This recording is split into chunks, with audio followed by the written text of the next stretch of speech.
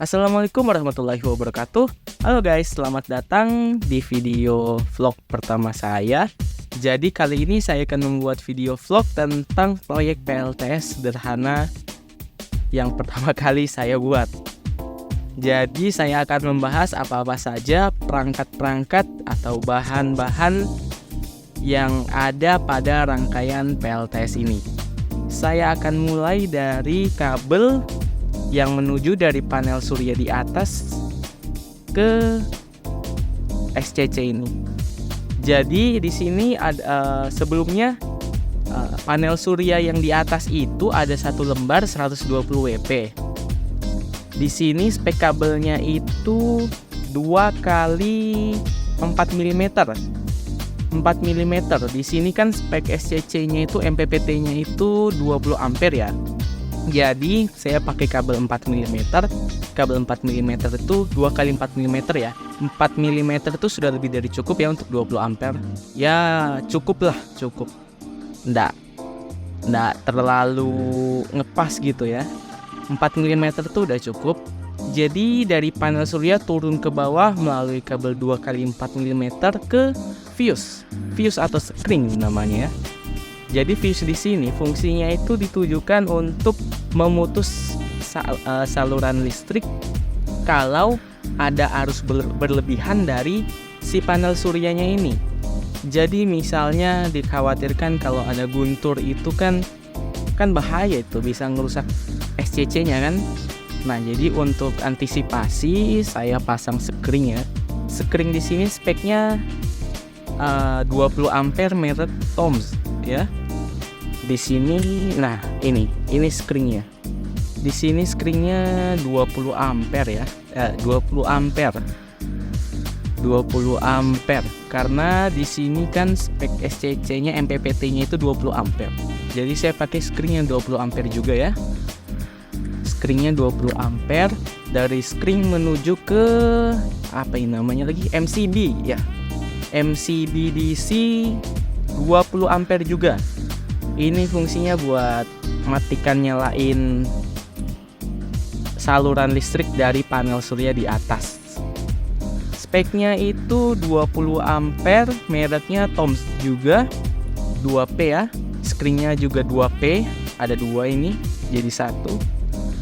Di sini saya pakai kabelnya yang berapa ini?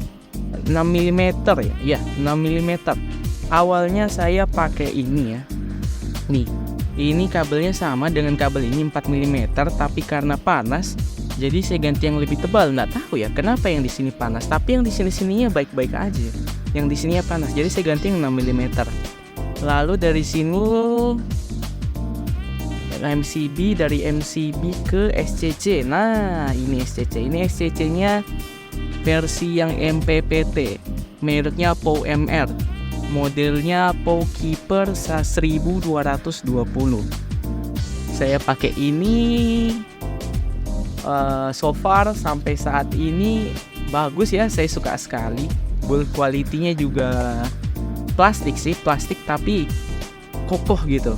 Di belakangnya ini ada heatsink-nya lebar dari ujung sampai ujung sini sampai ujung sini, heatsink semua hitam di belakangnya. Saya tidak bisa kasih lihat karena ini sudah dibor sudah digantung ke tembok, susah cabutnya. Nah, ini MPPT ya, mereknya POW-MR. Di sini maksimal 20 ampere. Harganya sekitar 300 ribuan. Ya, ini termasuk murah ya menurut saya dibandingkan sama MPPT lainnya. Ini real MPPT ya, guys. Sudah banyak di video channel lain yang bongkar isinya dari MPPT POW-MR ini, dan asli MPPT, bukan seperti ada merek yang murah lainnya itu dia tertulis MPPT tapi isinya itu sebenarnya PWM. Tulisannya aja di sini MPPT tapi aslinya PWM. Nah, tapi ini asli MPPT, saya jamin. No tipu-tipu. Nah, di sini yang ditampilkan di SCC-nya itu tampilan awalnya ini ada voltase baterai 13,5 volt, lalu ada di PV 15 berapa tadi. Dari PV-nya solar panelnya 15,9 volt. Dari baterainya ini, nah ini 3,4 ampere tuh arus pengecasan baterainya yang sekarang. Karena ini sudah sore sekitar jam 4, jadi hanya dapat 3 amperan ya, 3,4 ampere. Nah, lalu di sini ada loadnya itu beban. Kalau misalnya di sini kita pakai beban DC 12 volt, sebenarnya ini itu bisa dari inverter menuju ke sini bisa, tapi tidak disarankan karena di sini mengingat ini hanya MPPT 20 ampere. Ya, kalau misalnya mau pakai arus yang lebih 20 ampere pasti bakal kewalahan kan. Ini kasihan, sudah biar awet lah, biar lebih awet. Jadi ini dari inverternya langsung disambung ke baterai saja, tidak perlu disambung lewat sini. Jadi ini dipakai untuk beban-beban ringan seperti lampu DC 12 volt aja gitu. Nah, kalau misalnya kita pasang lampu DC 12 voltnya di sini, nanti bakal muncul berapa pemakaian ampernya di sini. Nah, di load ya. Lalu di sini tadi ada baterai, suhu ini. Nah, ini ada suhunya, ini ada titik kecil. Ini fungsinya sensor suhunya. Jadi untuk harga 300.000 ada sensor suhunya, itu bagus juga ya. Saya suka nih, ada 34 derajat. Ya, lebih ke suhu ruangan sih, 34 derajat tadi. Lalu lanjut ada ampere pengecasan, sudah berapa yang tercas masuk ke baterainya, 24 ampere hour. Lalu ada volt berapa ampere hour yang keluar dari DC-nya. Ini tadi yang untuk lampu DC 12 voltnya. Ini ada settingan float charge, settingan cut off kalau misalnya baterainya habis. Oh, yang ini cut off kalau baterainya mau habis. Voltase reconnect-nya ini 12,8, voltase cut off-nya 12 volt. Di sini saya kurang tahu apa ya. Ini jenis baterainya. Udah itu aja. Untuk ini di atasnya ini ada voltase. Saya pasang voltase analog ini untuk memantau kondisi voltase dari panel suryanya. Kan kalau lewat sini itu kan dia setiap berapa ya? 5 detik ya, 5 detik, 10 detik baru dia berpindah-pindah dari nih voltase baterai, voltase panel. Nah, kalau saya mau lihat voltase panelnya terus-menerus tidak bisa. Nah, makanya saya pasang voltmeter analog untuk mengecek kondisi voltase dari panel surya. Ini ada kabel turun ke bawah, masuk kecil sini ke panel ya, tempat panelnya ya, kabel panelnya plus minus. Lalu di sini turun untuk baterainya, turun sini. Ini kabelnya ini 6 mm ya, serabut 6 mm. Kalau yang ini tadi tunggal. Ini kabelnya serabut 6 mm, ini 4 mm sama dengan yang ini. 4 mm, ini 6 mm, ini juga 6 mm sama yang ini. Yang 6 mm ini menuju ke baterai. Nah, ini saya pasang di inverternya. Jadi inverternya itu juga nyambung ke baterai. Jadi sekaligus gitu ya. Biar saya tidak banyak mencolok kabelnya dari SCC ke baterai, inverter ke baterai. Jadi langsung saya sambung di sini aja pakai skun ya. Ini yang dari SCC MPPT-nya itu di sini. Terus lanjut ke baterai di bawah. Nah, ini baterainya. Ke baterai dulu ya. Baterainya ini LiFePO 4 32 jenisnya LiFePO 4 32400 kalau tidak salah. Saya lupa juga berapa ya. Tapi nama lainnya itu LiFePO 4 lontong hijau atau lontong balap gitu nama lainnya ya. Di sini saya rangkai 4 seri 2 paralel. Jadi dapatnya di sekitaran 12,6 volt ya. Di sini saya pakai BMS 120 ampere. Di sini ada apa namanya ya? equalizer, active balancing ya, 2 ampere untuk keseimbangan voltase dari masing-masing baterainya. Saya pakai tambahan ini active balancernya karena ini kan baterainya saya beli bekas ya. Per baterai ini 12,5 ampere hour ya, AH 12,5 AH. Ini kan baterai bekas ya, jadi ditakutkan baterainya beda-beda ya, voltasenya tidak seimbang gitu. Jadi saya pasang ini, namanya apa, equalizer active balancing, biar seimbang part-partnya, jadi awet lah insya Allah. Oke, ini tadi BMS nya 120 ampere. Dah itu aja ya. Lanjut lagi, di sini ada modul ya. Ini modul ini namanya apa ya, lupa. Voltage alarm, low voltage alarm. Fungsinya itu untuk kalau baterainya sudah berada di voltase tertentu, ini akan berbunyi keras sekali bunyinya, tit begitu. Lampu merahnya juga bakal menyala. Ini fungsinya biar saya tahu kalau baterainya mau habis, biar inverternya bisa saya matikan, biar tidak terkuras habis lah, biar awet lah ini baterai. Sebenarnya di BMS nya ini bisa cut off, cuma cut off nya terlalu rendah ya. Dia BMS nya cut off nya sekitar di 2,5 volt. Alarmnya ini saya pasang di sekitaran 12,8 volt. BMS nya dia cut off nya di 10 volt ya, parselnya 2,5. Nah, saya maunya itu biar awet, saya matikan bebannya saat sudah mencapai 12,8 volt atau parselnya 3,2 volt biar awet ya. Nih. Ini tadi baterainya kan LiFePO 4 ya. Jadi batas minimum yang saya pakai di sini 12,8 volt. Sudah berhenti. Tidak usah dipakai lagi biar awet ya. Sekitar berapa ini? 20%. Lanjut, di sini ada voltmeter untuk melihat voltase dari baterainya. Saya pasang voltmeter di sini. Di sini kan juga ada, tapi seperti yang saya bilang tadi, ini kan ganti-ganti satu-satu. Jadi kalau kita mau lihat voltase baterai harus dipencet dulu atau ditunggu sampai muncul. Nah, voltase baterainya kayak begini setiap beberapa detik gitu, 5 detik ya. Nah, kalau pakai begini kan tidak ribet lagi ya. Tidak perlu menunggu yang di sini, langsung muncul 13,5 volt. Nah, ini untuk panelnya, ini untuk baterainya.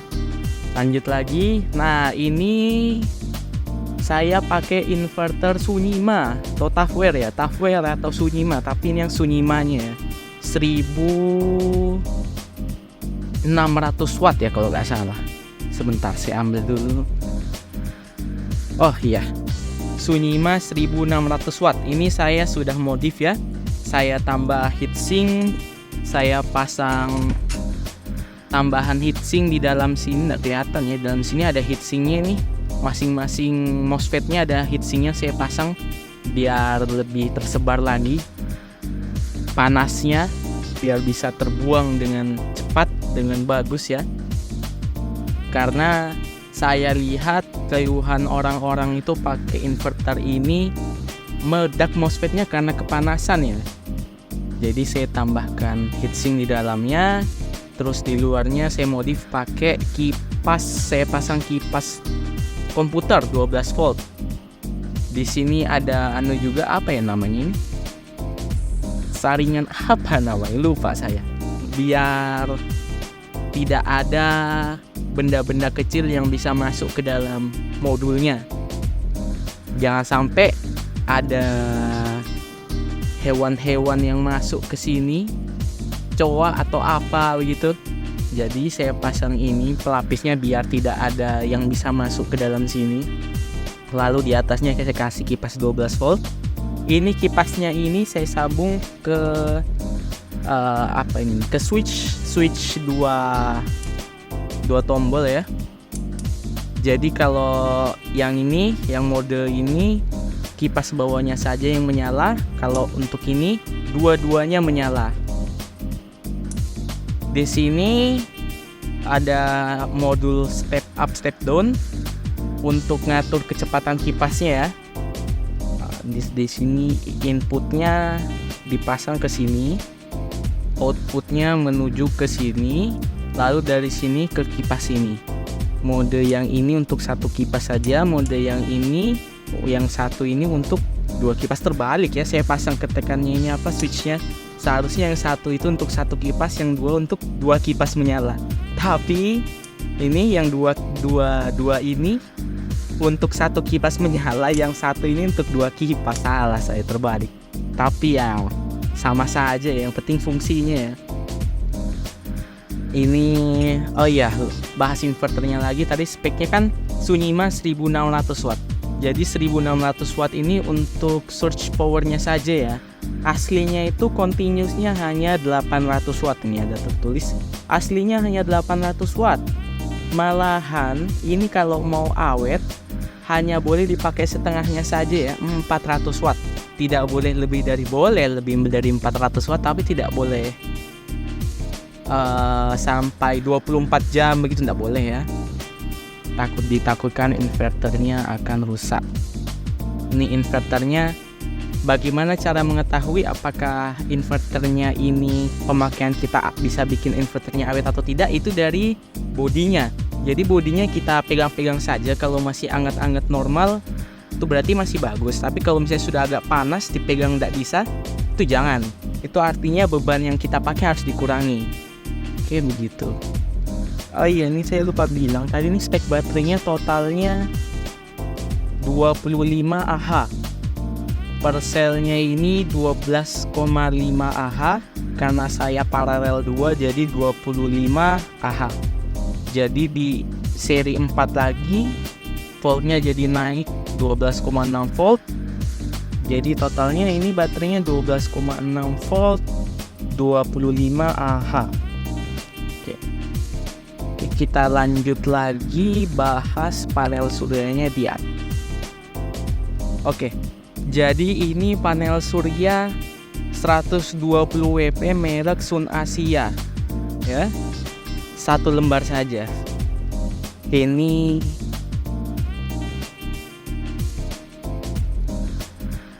saya kaitkan dengan batu bata di bawahnya. Batu bata ini sebagai ganjelan serta sebagai pemberat. Saya ikat ya ke panelnya ini sebagai pemberat biar panelnya itu tidak terbang. Jaga-jaga jika ada angin kencang, angin ribut. Nih saya ikat begini ke batu batanya, jadi tidak akan terbang ya, insya Allah. Masing-masing 4 titik di situ, sini saya ikat seperti ini. Ini di bawahnya ada sisa-sisa kabelnya. Ini kabel yang tadi saya bilang, kabel tunggal 2x4 mm. Ini ada konektor MC4 nya, konektor MC4 nya. Ini positif, ini negatif. Ada merek Sun Asia ya, 120 WP. Jenisnya monokristalin. Jenis monokristalin. Dari hasil penglihatan saya, pengalaman saya selama 2 minggu ini, panel ini rata-rata menghasilkan sekitar 80 WP-an ya. Kalau misalnya panas sekali pernah peak sampai 100 watt, tidak pernah sampai 120 watt. Paling tinggi hanya 100 watt ya. Rata-rata itu sekitar 85 watt. Itu di jam 11 sampai jam 2 itu jam-jam matahari lagi teriknya, sekitar 85 watt. Tapi kalau pas ada panas sekali gitu, itu bisa sampai 100 watt. Tapi tidak bisa sampai 120 watt ya. Jadi Sekian video dari saya. Kalau ada pertanyaan silahkan ditanyakan di komen. Jangan lupa untuk subscribe channel saya. Jika ada pertanyaan silahkan ya di komen. Kalau misalnya ada request juga di komen ya. Request mau di review misalnya SCC-nya, saya akan review, silahkan di komen saja. Oke, sekian dan terima kasih.